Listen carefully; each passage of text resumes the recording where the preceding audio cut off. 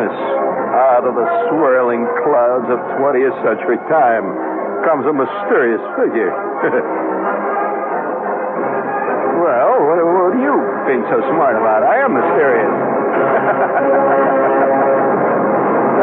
Yes, speaking of the mysterious things, will you prepare to play that one on this side, Tony? Just hold it there for a second. We'd like to salute a victim, a real victim. Because nothing is more truly the hallmark of the victim than to be totally humiliated. It happened in Prague. A 36-year-old man survived a suicide attempt after jumping off the Sikora Bridge into 3 inches of water in the Ostrovici River. The man landed on his feet and sank waist-deep into the mud. A rescue team, which worked 30 minutes to pull him out of the mud, then immediately took him to an alcoholic clinic. Sorry, the other one, please. The other one. Take that first one off. We don't need that, please. Thank you.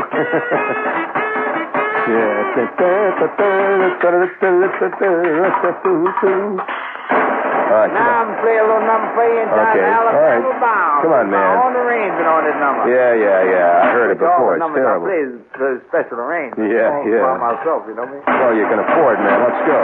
Here we go.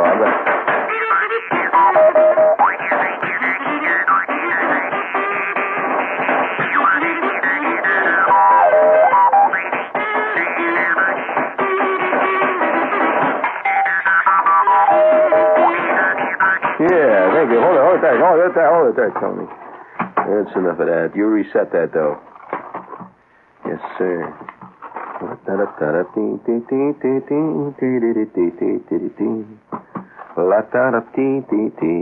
Guy jumped off. Of course, this, can you imagine this poor guy, though, 10, 15 years from now, if he manages to survive? Manages to not pull it off right the next time. He manages to, survive, and 10, 15 years from now, he's telling guys in the tavern about how he jumped off the bridge and sank into the mud. And, I think that reminds me, though, if some of the stories, I want to tell you a story you probably won't believe, because nobody's ever believed me. Nobody has ever. Have you ever seen things which you saw with your own eyes, and you try to tell other people, and nobody believed it, and then eventually you just sort of gave up? You just gave up, After that point, you just don't want to say any more about it, and just let it go at that.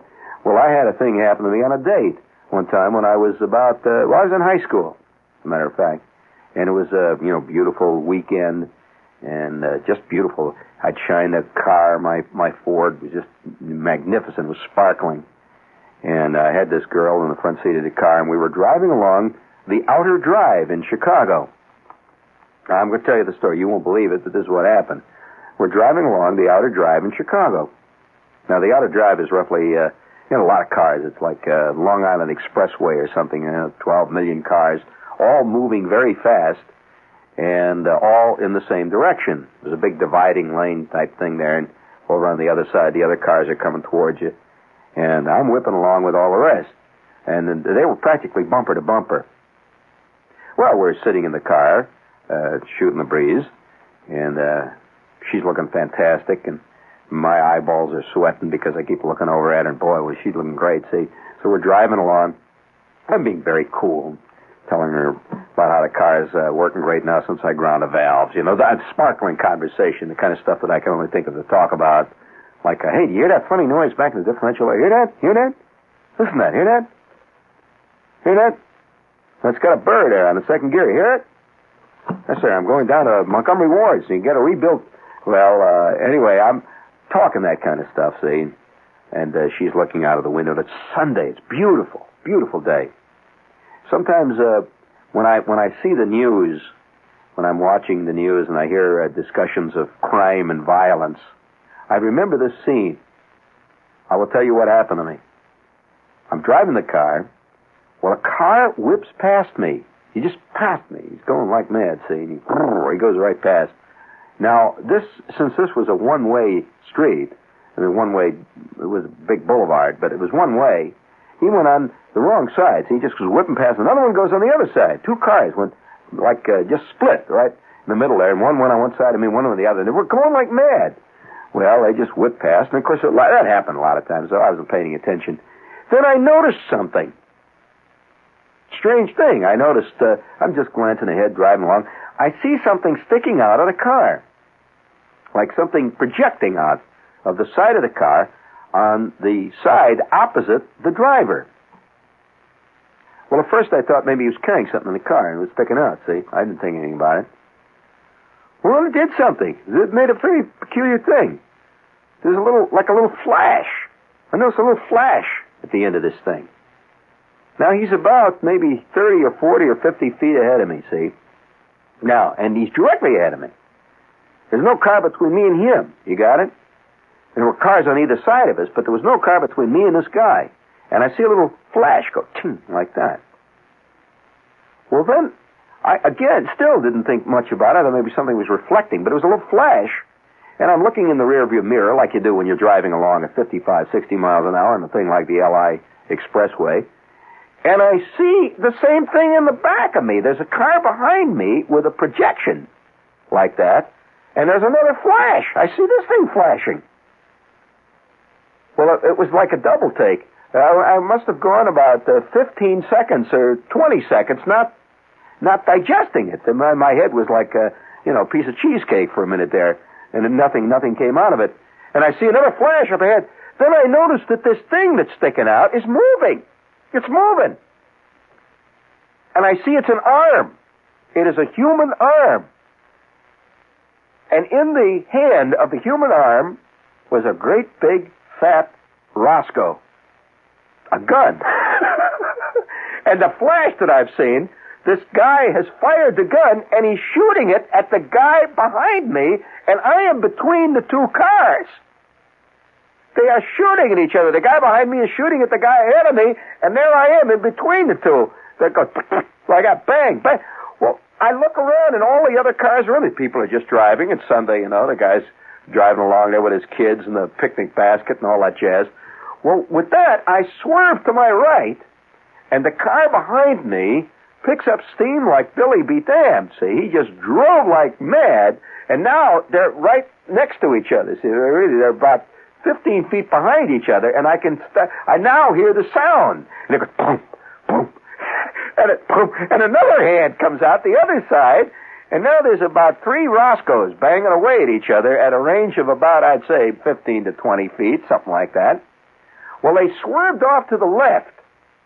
They went off to the left, and one of them now is driving along on kind of like by the curb, see, where the big divider is. With that, he stops. Just stops. Well, the cars are going around him, see? And a character jumps out of the car, and he's running through the bushes. There was like a clump of bushes in this divider that divided these two roads. He runs through the bushes, and another guy jumps out of the other car, and he's running after him, going pow, pow, pow. Well, of course, traffic is going by. Traffic roars by, I roar by, and the girl who was with me didn't see a thing. I says, did you see those guys shooting at each other? She says, what? What do you mean? They were shooting in front of me, behind me, the car. The guy ran in the bushes. She says, what are you talking about? And all the rest of the cars all around me were driving along calmly. Now, the outer drive, you don't stop. They're driving along. I can't see anything in my rearview mirror. We've gone already around the big bend, and it's gone. Two guys shooting at each other. One guy chased the other guy through the bushes. They probably ran over the other lane, She says, what are you talking about? She said, come on, are you trying to be funny or what? I said, no, I'm not trying to be. They were shooting. We were right, and I figured, I look around, I'd see bullet holes in the car. Nothing. Here they were shooting. Well, do you know that I went home and I told everybody at home that? My kid brother starts to laugh. He said, what are you talking about? I said, no, they were shooting out on the other drive. And to this day, it never appeared in the papers. To this day, I know I saw that. Apparently nobody else in the line of cars that I was with saw it. But I saw it. The girl who was with me thought I was being funny all day long. We'd go out. We were on our way to the museum, as a matter of fact. We were going to the Field Museum. We're going to have a big day, Field Museum. That's a good cheap date, see. we were going to go to the Field Museum and over to the aquarium and all that stuff. And all day long after that, she kept saying, what are you trying to tell me about those guys? Somebody shooting that. All right. It happened. Now I will tell you another one. No, I might as well come out and tell you, the things that nobody has ever believed me when I told them that I saw this happen. These things. So, all right. Another incident. You ready for another one? Unbelievable moment. I am sitting in a bus this time, and I am coming home from someplace, and a whole load of buses, a whole load of people in the bus. It was a crowded bus, and I was sitting by the window on the left side. Okay, and my mind is out to it's out to rest. My mind occasionally does. I think everybody, how many times during the day do you find your mind is out to pasture? Just ain't doing nothing. And you're not thinking of anything. You're just a living piece of protoplasm. So I'm sitting there, my mouth is hanging open. I'm looking out the window. This is what I saw. We were riding along. We were on one side was a whole row of stores. It was a big street, a whole row of stores. On the other side was it was like the country, On the other side there was a lot of just vacant lots and a lot of weeds and a couple of signboards, and off in the distance is a used car lot or something like that. But it was essentially flat and weedy off to the left. See, and I'm looking out there. When all of a sudden, now to this day I don't know what it is I saw. I just describe what I saw and then let you come to your own conclusions. I see something right outside. I mean, it looked like it was about, I can see it yet. It looked like it was maybe half a block away, or it was hard to tell because it was in the air. There was something silver in the air, and it was slanting down and going very fast, and it was shiny.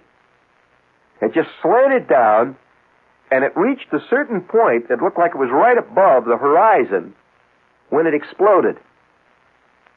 It just made a big flash, a yellow and red flash, and disappeared. I was astounded. I thought an airplane had crashed or something out there. I said, that's the first thing you think of. I thought there was some kind of a crash or something out there. I saw that thing. And here was a guy sitting next to me on the bus, just an ordinary guy. He's sitting there reading the papers. I said, did you see that? Did you see what was that? He looked up at me. What? I said, something just went by the window out there and blew up. He looked at me like I was a nut. And he sort of scrunched over to the other edge of the seat, to get away from me. And I looked around. Nobody else saw it in the bus. Everybody else was just sitting there reading their papers, scratching or talking. And there I am. I felt like that guy, in the Philadelphia Inquirer ad. The only one that's reading the paper. Well, now, ever since that time, I have hesitated to tell people about that. Because immediately, of course, I went home and I said, hey, I saw this thing in the air and it blew up or something. And my brother gets, oh, yeah? What do you mean? Maybe it was an airplane. I says, no, nobody else seemed to see it. And so, then there was a kind of a laugh. My brother said, well, that's the way it is. That's the first symptom, And from that time on, I've just never talked about it. Now, that's exactly what I saw. The great inexplicable sights. This is WOR in New York. And before we do that one, Tony, I've got a little thing here for, if you're a fun seeker, and which one of us is not a fun seeker, I'd like to recommend Palisades Amusement Park, which is now open daily for the season. With 200 exciting rides, you can ride on all of them one day. Really do it to yourself. Super attractions, plus 1 million new lights and a glorious new color scheme. So this year, Palisades celebrates another great season as one of America's truly great amusement parks. And their prices are the same. So get out there and enjoy it. So whatever your pleasure, be it the rides, the attractions, or just, you just like to go over and stand around and look at the chicks, the wonderful, fun-filled atmosphere to park itself, come on over, as that guy that drinks all the orange juice says. This message sponsored by the United States Army. Throughout the Army's history, there have been many great young men who have learned to value liberty in the service of their land. They're the artillery, armor, infantry, ragged men in green. If you're the man for the job, today's Army wants to join you. For the location of your nearest Army representative, call 800-243-6000 toll-free. Yeah. And they paid a toll anyway. Yeah. You know, of course, those things. I'll tell you another one. Now, wait. Now, wait a minute. I'll tell you another one that I saw. Of course, you see him in the form of, you see him in athletics occasionally. You see something that happened. Oh, all right, I'll describe a scene. Another thing, hardly anybody believes it today. In fact, there were 56,000 people in this park. And I suspect that me and a couple of other guys were the only guys that saw this happen. We're sitting way out in the corner. Way out in the right field corner. You got the picture. You know, if you know anything about a baseball park, you know that the foul line, the right field foul line, goes right down past first base and all the way out to the right field wall. Well, now this was at Comiskey Park in Chicago, which is a real big park. Tremendous park. And we are sitting way out in the right field corner. However, we are facing center field. We're not in the right field corner of the bleachers looking towards home plate. We are on the foul line. You see what I'm saying here? We're sitting in foul territory, and we got box seats right down on the field, which was terrible seats. I don't know whether you've ever sat in box seats so far out in right field that you can't even see the grass. The grass is above your head. So we're sitting down there, little realizing we are about to see a fantastic drama. Okay? Now, we are not more than about 15, maybe 10 feet from the right field wall. You got it. Okay. Now, it is in way late in the game. It is a doubleheader. And it is getting quite grayish. It's Sunday afternoon. They have not turned the lights on yet. So it's kind of curious, kind of twilight. And getting a little dark. And so when you're way out in right field, looking in the darkness of the home plate area, it's like a big cavern. You can just see those people way down there. And of course, on the other hand, when they're sitting back of home plate looking out to right field, the right fielder is a hazy figure. He's way the hell out there, see? So, all right, we're sitting there, and it's a tense game. The Chicago White Sox are playing the New York Yankees. Now, it was obviously not an important series for the White Sox, theoretically. I mean, actually, they were, probably 45, 50 games out of first.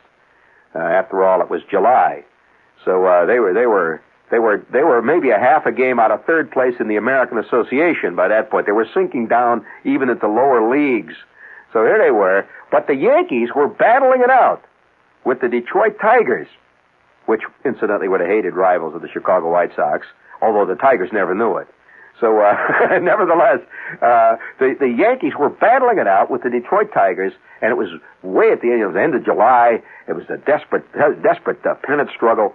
And there were about 8 percentage points that were keeping the Yankees in first place. And the crowd out there, there was 56,000 people. It was Zeke Benora Day or something, see? So everybody was out there, the millions of people. And we were way out in right field. We were so far out in right field, they were the only seats we could get. Well, here we're sitting right on the field. We were right, there was a pipe railing, and all I had to do was look down. Well, you've seen on the TV games, when somebody hits a ground ball down and you see the guy reach out and that's the kind of seat we were sitting in. And 5 times that day, balls had rolled down the foul line there. And one time my old man says, "I'm going to get a ball." The ball was rolling right towards us, see? So he says, "I'm going to get a ball." And he leans over the fence with his straw hat. He tries to scoop it in his straw hat, and the ball went whap right through the hat. Nothing but a hole in his hat, see? So anyway, we're sitting right down there on that ground. Well, now, the bullpen was out there, too. And so this was the visiting team's bullpen, was right in that corner down there. And all these bullpen pitchers were sitting around, a couple of bullpen catchers. And now, here is the Chicago White Sox outfielder. And he's standing right in front of us. He's pulled way over to the right field line, and he's waiting for something, see, or he's waiting for a shot. And it's great to watch an outfielder when you're sitting right down and you're right next to him, see, you see the outfielder. Well, now they had won the first game, which was the first game that the White Sox had won from the Yankees in over 12 years. So they won the first game. Well, the Yankees were desperate. Here they were. The White Sox beat them. Well, with that, it came up on a scoreboard that Detroit had won the first game of its doubleheader and was now in first place. In other words, the White Sox had toppled the Yankees out of first place. Well, the crowd was going ape, and here it was late in the second game, and the White Sox were leading the Yankees again. It was unbelievable that here they were leading them 2-1. Well, here it is. It's the ninth inning. The Yankees have got runners. Now, I want you to follow the sequence here. The Yankees have got runners on second and third, right? And a Yankee hitter was up to bat. I don't recall who it was, but he was up to bat, and he was a left-handed hitter.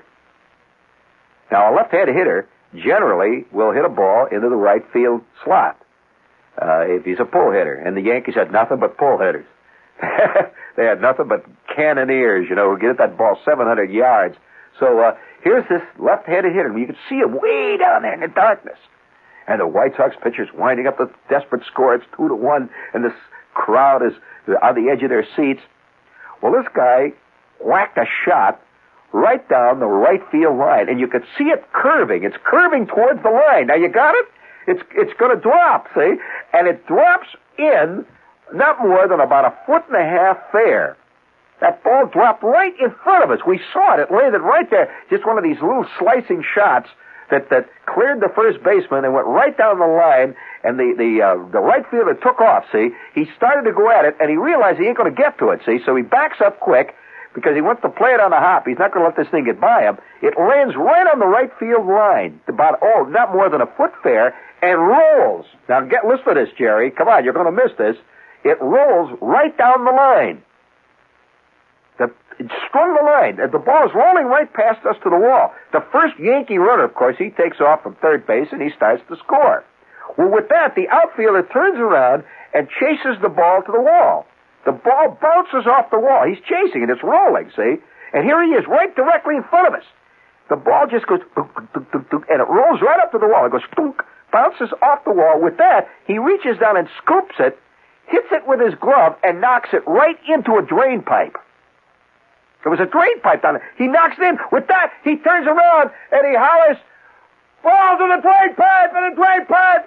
Ground rule double, ground rule double, ground rule double!" He's hollering like that, see? Ground rule double with that. Well, of course, what that meant was that the runner from second could not score. You follow it here? They call him back because he's already around the plate and scoring. See, the Yankees are going to win this ball game because, it's impossible to think of the Yankees, the White Sox come from behind and beating the Yankees. Well, the first runner scores, the second one has already crossed the plate, and this outfielder who knocked the ball into, remember, he knocked it in there. It didn't roll it. He knocked it in, just neat. He trapped it and just went like that. So quick. It was amazing. He must have been practicing that play, early in the morning, all by himself for about 3 years, and now he saw his chance and he used it. That's the kind of play you can only use once. But he hollered. He immediately, he stood up. And he hollered, "Ground rule double! Hey, oh!" Well, the umpire, who's playing back a first base, the first base umpire, he's been running out, see, along the line, and it's great. Remember, it's kind of dark out there. Well, the outfielder was between him and the wall, and the ball. See, the ball was right by the wall, so he can't see through the outfielder. He didn't know what happened. All he knows is the ball's going in. With that, the umpire hollers, "Ground rule double, run!" He turns around, he's waving the runner back to second. Well, all of the pitchers in the bullpen flipped. Here they were. See, the Yankee pitchers were all sitting there. Well, this pitcher got up, and his face is red. He jumps up, and he runs out on the field. And, of course, we're all sitting there. We saw it. Well, I don't know whether you know how it feels. I mean, when you're a kid, now, to me, I worship the White Sox to see one of your heroes cheat. You must realize that I saw a White Sox outfielder cheat right there in front of my eyes. He's right there. He cheated. It was terrible. Well, I mean, so here you are. I didn't know what to do. my old man is sitting there. He starts hollering. Well, of course, my old man was a true White Sox fan. See, immediately he hollers, ground rule double! He saw it, too, see? He's not going to give an inch, and he's yelling and hollering. With that, the pitcher, remember, we're sitting right here on the field. With that, the pitcher turns around. One of the bullpen pitchers, he was so mad, his face, I can still remember this guy, had a thick neck. And he had this Yankee cap on. His face was as red as a beet. And he heard my old man yelling. See, there were a lot of fans yelling, but we were sitting right back of him. With that, the pitcher turns around. He says, "You saw it! Hey, you saw it!" And the umpire's running down there. The old man hollers, ground rule! And with that, the pitcher's red. I think he's going to come over and hit my old man. See, he's really bugged. And the outfielder keeps running around out there, the guy, and he's holding the ball up, and he's pointing down at this thing, see, down at the drain pipe. Well, the place went in an uproar. I want to tell you, the Yankees poured out of their dugout. Of course, they were bugged. And every guy down in that bullpen was flipping. The bullpen catchers, there were about 5 pitchers. There's one big guy with a red face. And a couple of catchers and a couple of just hangers-on, trainers and stuff down there. And they all poured out on the field yelling. Well, here they are now. They're all right in front of us having a hassle. Have you ever been really close to a big league hassle? Well, they're yelling, and this pitcher is standing on the foul line, and he keeps pointing down. And he's pantomiming how this guy knocked the ball in with his glove. See, he says, he trapped it. He pushed it right in there. He says, "I saw him. Look, all those people, they saw it too. Oh, they saw it. It's a ground." Well, of course, these guys have got the pennant riding on it, I mean, if they lose this ball game, it's liable to be like $15,000 in World Series and the whole thing. So your whole year is going up in smoke from a crummy White Sox outfielder. And by the way, a 193 hitter at best. I mean, he was famous in the White Sox. Yeah, he was. He was one of the smallest big league ball players who ever played. I'll give you a clue. He was one of the smallest big league ball players who had played regular up to that time. He was like the Albie Pearson of his day, see? And he was a little tiny guy, but man, he knew what to do with that ball when he saw it, see? So he's looking very innocent. He's just walking around, says, he's just pointing at the drain pipe, and that's not me. I didn't. You're all right in there. What am I going to do, Well, he's looking very innocent. And it was that point, see, I realized that I am seeing a historic moment. It never occurred to me that big league ball players, White Sox big league ball players, could cheat like that. Well, there was a hassle that went on for about 15 minutes, and with that, the home plate umpire comes down, and he's wearing this big thing. He's still got on his big chest protector and his mask. He's carrying a mask. He was walking down there, and of course, then it started all over again. The Yankee manager came running out, and he's yelling and hollering. And with that, the White Sox manager comes running across. I could see him running, because we're way out in right field. You can see him running across the diamond because he's afraid they're going to reverse the decision, see? So he comes running like mad across there, and now there must have been 35 guys out there all screaming and yelling, and the outfitter's walking around. He's pointing at the drain pipe, and we're all sitting there watching. There must have been at least 250 White Sox fans who saw the whole incident right from the very beginning. Well, then it really started to go. They started to shove each other. You know how that always winds up with the Leo DeRocher type. One guy steps on another guy's foot. The next thing you know, they're shoving each other. Now there's about 3 ball players are rolling around on the ground, wrestling with each other, yelling and hollering, and a couple of guys are throwing towels out of the dugout, and yelling and hollering. 5 Yankees got kicked out of the game. They cleaned out the entire bullpen. These bullpen guys were out of their bird. They just cleaned them all out, kicked them all out of the game. One guy was fined $500 for fighting. And it was really a fiasco. See, well, then, to add insult to injury, the score is now tied 2-2. Last of the 9th. You got it? 2-2. The White Sox come up. Nobody thought, forget it with the White Sox. And of course, one of the pitchers, the pitcher that was pitching, was a big ace, Yankee ace. Here it is July. He's won 74 games already. His earned run average is .0073, and he's burning them in. So the first guy strikes out. The second guy pops up. The typical White Sox inning, is in action. The third guy gets up, and I will never forget this to the last day of my baseball fanaticism. There was a White Sox third baseman who was so bad as a hitter that even in Comiskey Park, he was a joke. I mean, I'm not kidding. He was the kind of guy that whenever he got up, but he was a great fielder. That's the White Sox have always had that problem. Great fielders, rotten hitters. And so here was this third baseman came up, and everybody's starting to holler. The old man is yelling at him. See, take him out! Take him out! Put it down, Callaway! Take him out! What's the matter with you? And the whole crowd, 56,000 people are yelling, see, to take this guy out. A left-handed hitter. And here he is up the bat, a tall, skinny guy, and he was like he was like the Phil Linz of the Chicago White Sox. You know, remember Phil Linz? And yeah, he was. He was a good fielder, but he was never a hitter. So here he is, last of the ninth inning. The White Sox are ahead on a cheating play, or they're tied on a cheating play. It's 2-2, 2 outs. And the crowd is going, hey, take him out, take him out. Boo, boo, they were hollering. And the Yankees were bugged. They were really bugged. You could just see the smoldering. And it was great to see that empty bullpen. They'd kicked them all out, you know. Well, this guy took a couple of balls. He's trying to work it for a walk, obviously. So he took a couple of balls. The next pitch was right over the heart of the plate. The one after that caught the outside corner and is now 2-2 on our hero. You know, he's got 2 balls and 2 strikes. This guy's no hitter at all. See? So everybody hollers, get a walk, come on, work it for a walk, come on. So he fouls the next one off, which was his hit for the week. So he gets a foul tip. To this day, it's a legend. It is a legend in Comiskey Park what happened on the next pitch. This pitcher rears back. You know, he's going to smoke it past him. He rears back.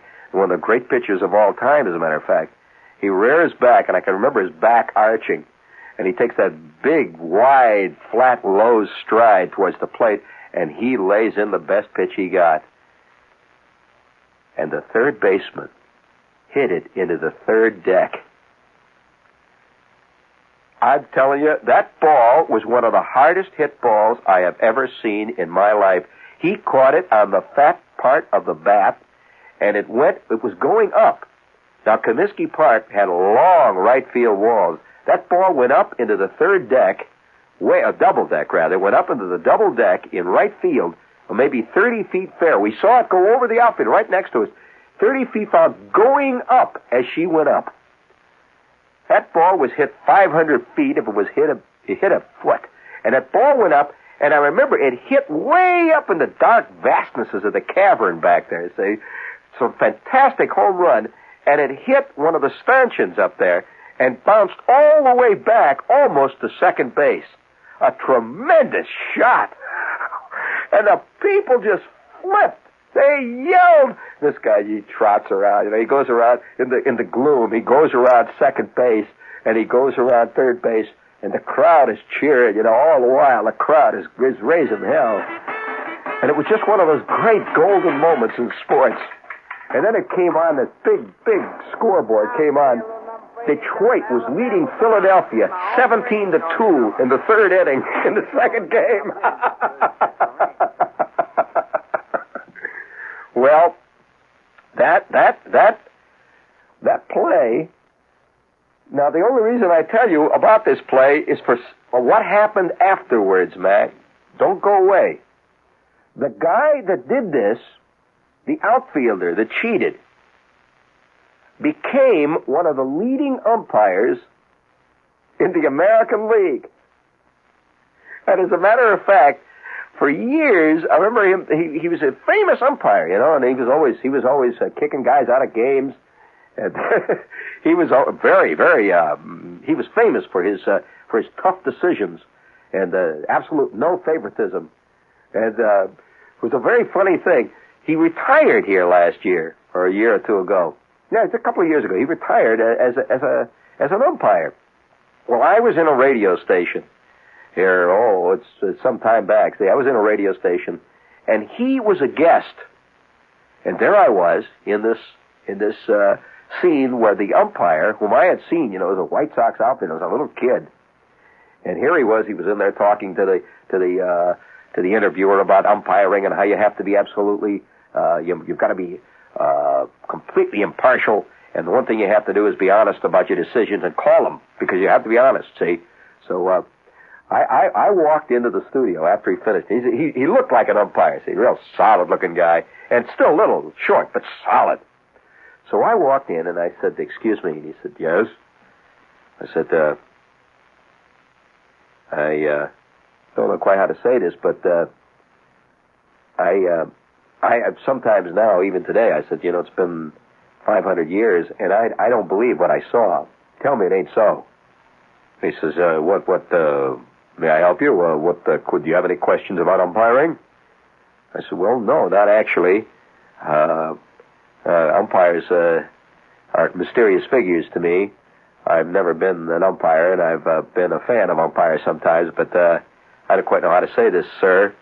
But did you, you used to play with the White Sox, didn't you? Well, nobody ever asks umpires about their playing days, and many of them were, quite great players in their days.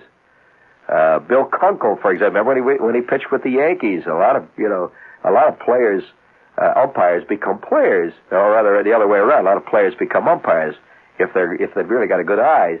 So, but nobody talks about their days as a player. So I said, you played with the White Sox, didn't you, sir? Why, yes, that is true. I played with the White Sox. In fact, I played almost my entire Major League career was spent with the White Sox.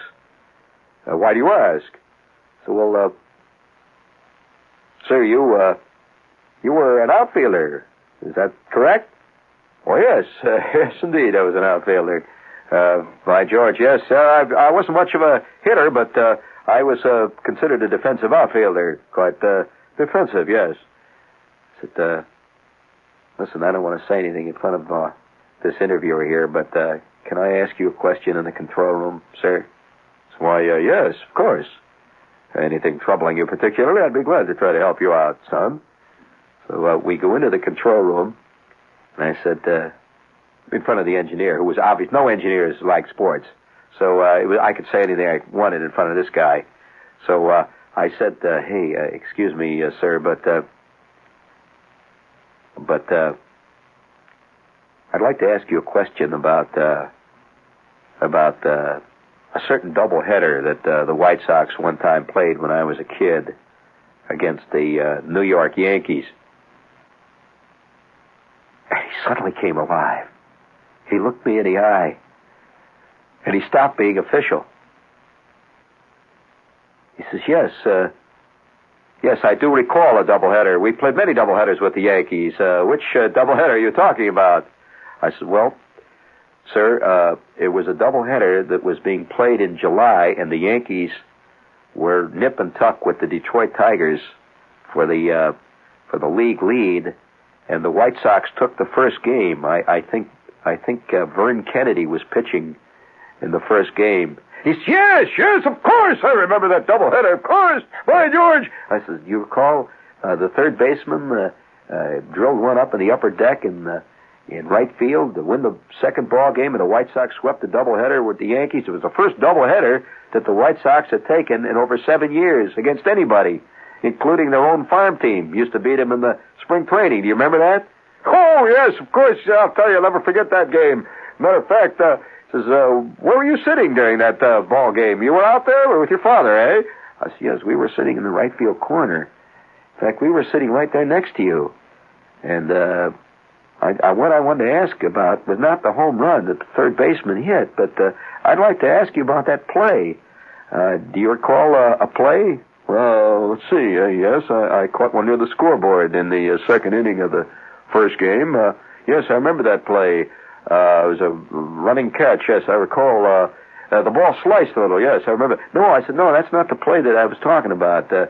I don't remember that one. What I do remember was one a Yankee hitter hit one down the right field line. It was in the second game. You recall there were runners on second and third, and a runner hit one. The guy hit one down the line, and the ball rolled down the line, and you chased it. You ran after it. And do you remember the ball? Yes, of course I remember that play. Yes, that was a ground rule double. The ball went into the drain pipe. I remember that. Of course I remember that. Yes. In fact, that plate was responsible for them fixing that drain pipe so that no balls could go into it after that.